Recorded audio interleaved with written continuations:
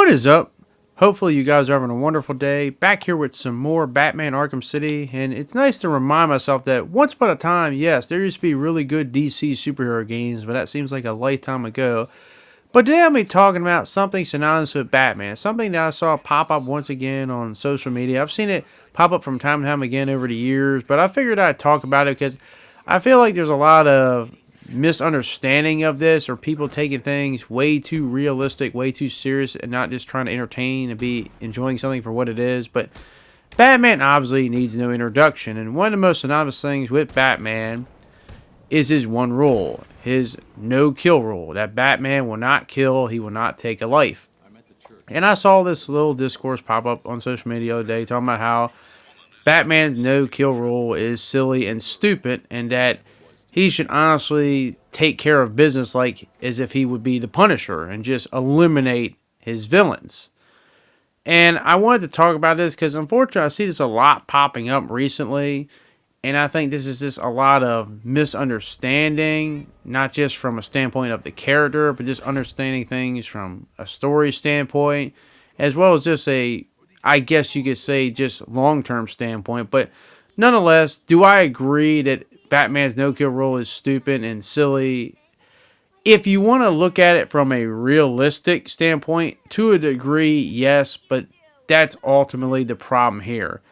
So I'm going to basically go through the reasons why his no-kill policy is very important and why it makes sense, an in-character reason why it makes sense, a storytelling reason why it makes sense, and the actual reason of why they have to continue using this. So, without further ado, let's jump right into it. First, let's go over the whole no-kill policy. Basically, it's Batman's one rule. It's the one thing that he will not do under any circumstance. When he does kill, it's just basically, as I say, it's completely out of character for him. Or it might just be like an Elseworld story. Because I know they got these weird stories they released that, and once again, nothing wrong with an Elseworld story. I get it, I understand it, but for just a normal, canonical Batman, Batman is not killing people. It's just that simple, plain as day. So, in character, why does that make sense for him? Well, ultimately, his ability to not kill is ultimately just to protect himself from his true nature. Because Batman, deep down, knows he's not a nice person. He is an excellent human being. He does everything he can for his fellow man, but he does have a lot of darkness hidden behind all that vengeance. And if he were to go off the deep end and, let's just say, kill somebody, as it said in the whole Red Hood movie, he'll never come back from it. And if he kills one person, then one will become two will become four, and so on and so on, and you get the point, and he'll never be able to stop. Because once you do it that once, every other time it's going to become easier and easier, and he'll find more ways to justify it. It's ultimately a way to keep him from going to the dark side. That's the one thing he will never do. It's kind of similar to how his villains are dark reflections of himself. That one rule prevents him from becoming a villain. It's the one thing that keeps him close to the razor sharp edge of good and evil.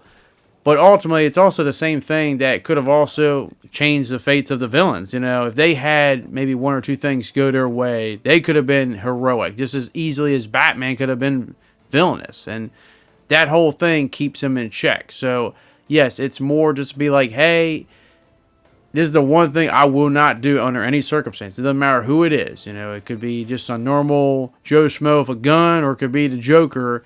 I'm not killing, because that's the one thing that if I break that, then all bets are off at that point, and who knows what I'm going to be able to accomplish or go through with. So that's the one thing that he'll always do to keep himself in check.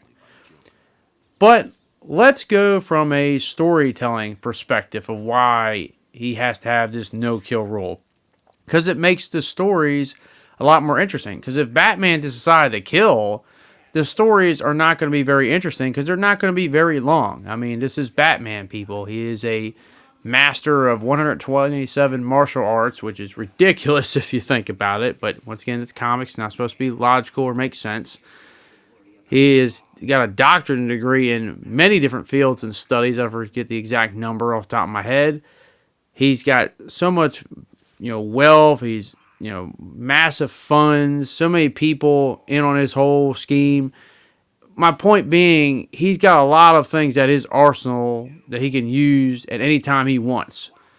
And he's one of the most intelligent, resourceful, will-powered human beings in the whole DC universe. And if you basically say, oh, well, all bets are off, he can kill no matter what, those stories ain't going to last very long, and they're not going to be very entertaining, because he's just going to basically, like a well-scalped surgeon, dissect all his villains, and it's just not going to be very entertaining. It's because of the struggles that he goes through. Understand that, hey, while he's an extraordinary human being, he is still just a human being with no powers. So everything he does has to be thoroughly planned out. He's got to be 10 steps ahead of his enemies. He's got to be up to date on his information, his tech, his knowledge of the criminal mind. He's got to be up to date. He's got to take every single precaution, because if he doesn't, well, he's going to end up dead. And it's those struggles on top of the fact that he cares for the life of even a villainous character, like anyone, like the Joker or the Riddler. And because of that, it makes the struggle, that internal struggle, as well as the physical struggle he has, so enjoyable to watch. Why he's such an endearing and lovable character to so many, because we like seeing this guy take the hardest route and work so hard to try to achieve that as his ultimate goal. So yes, from a storytelling perspective, this makes the stories that much more interesting than someone just says, hey, you know what, screw it, we're just going to kill everybody. That'd just be boring. And also, he wouldn't be very heroic if he just started to act like the villains he's supposed to keep in check and all. And he might as well just become a villain at that point. But now we get to the actual reason why Batman has a no-kill rule. And this should be the most easiest thing to understand, because it's pretty simple. Why does he have a no-kill rule? The same reason why a lot of characters kind of have this rule to a degree, even though sometimes they kind of bend on it, but it's real simple. If you kill your villains, then you can't use them again. It's that simple. Like, if Batman starts killing his villains, then who's he going to fight as new villains? Yeah, I mean, now as you're able to create a bunch of new, interesting villains really that quickly, and yeah, you could argue, well, they can bring them back. Well, if he starts bringing them all back after he just starts killing them, is this going to get more weirder and more disconnected than ever before? Once in a while, you might be able to kill off a villain, and they have a variant of that same villain or someone else who takes up the mantle. But if you keep killing them at the rate they're talking about, like Punisher rate, then yeah, it's not going to, you're not going to be able to use them again. And trust me, the villains, I've always said, are the stars of the party. Because while it is interesting to see Batman maybe on an off issue, just show what he does in his daily life or enjoying his life or something like that, eventually we got to go back to a villain, because they're the stars of the party. They're the ones that create the problem. And if you don't have villains, the iconic villains that Batman does, creating the problems because he's killed them all, then that's going to be a big issue. So yeah, that's the real simple thing. This little fun fact for you, take the Joker, for example. In his debut, he ultimately does die, but because he was so popular, they had to bring him back. And that's basically what it is. If you kill him, you can't use him again. It's that simple. That's probably the biggest reason why, even more than the in-character and storytelling purposes, even though those reasons help as well. If you kill your villains, you can't ever use them again. It's that simple. But now I want to get to the discourse of why I believe that so many people nowadays are come up with the whole notion that Batman's whole no-kill rule is silly and it doesn't make sense and he shouldn't be able to do that because he should be more like the Punisher. And I think it comes down to people trying to equate realism in our world into a comic book world. Now, you can have elements of realism, I implore it, but if you try to equate everything of how our world works in a comic book world, you're going to realize how silly and stupid things are. Because yes, comic books are pretty dumb when you think about them.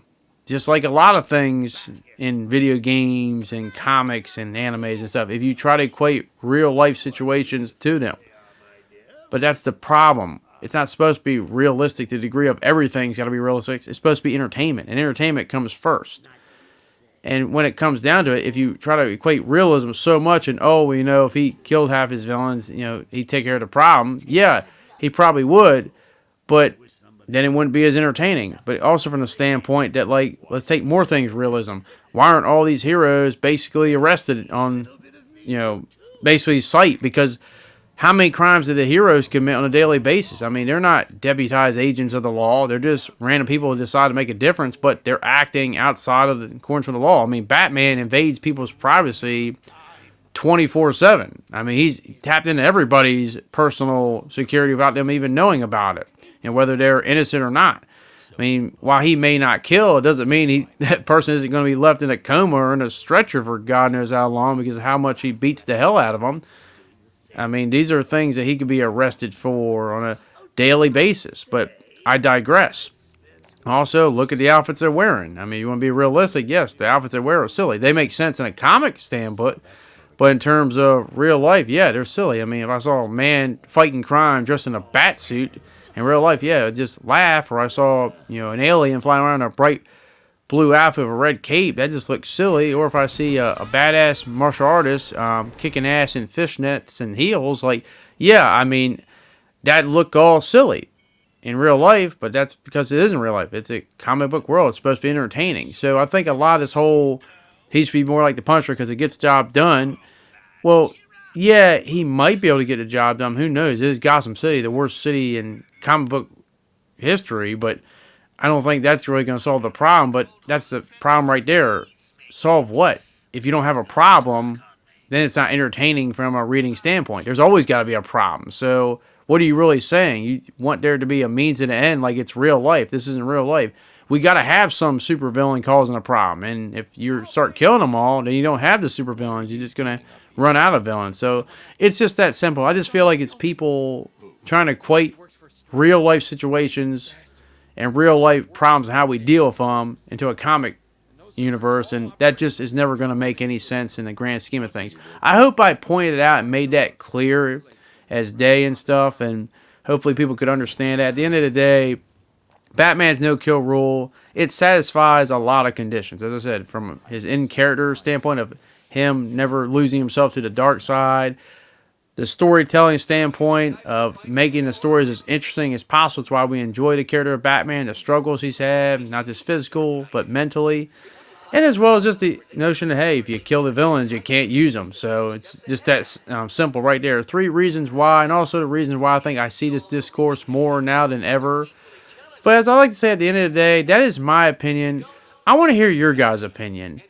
How do you feel about Batman's no-kill rule? Do you think it's a thing that is necessary? Do you like it? Are you someone who possibly doesn't like it and, you know, want to give your reasons why? I'm willing to listen to anyone and what they come up with, but let me know down in the comment section down below. But thank you very much for watching. Hopefully you guys did enjoy this video, and hopefully I can see you guys back in the next one. Thanks, and I'll see you all later. Peace.